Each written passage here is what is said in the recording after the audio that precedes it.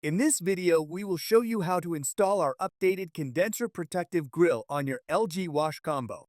The new filter traps more lint and is easier to remove and clean. First, remove the sticker that covers the screw. Remove the one screw. To remove the current protective grille, tilt it slightly to the left and pull up. The kit contains a new protective grille and new mounting bracket. We'll install the mount first. Align the bottom of the new mount with groove at the base of the opening. Tilt the mount forward and into place. Reinstall the one screw.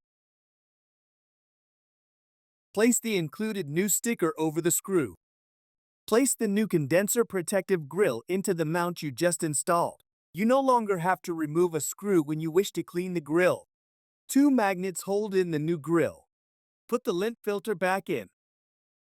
Now install the included condenser cleaning guide sticker as shown. The sticker shows how to remove the new grille and serves as a reminder to periodically clean the grille. The update is complete. Thanks for watching.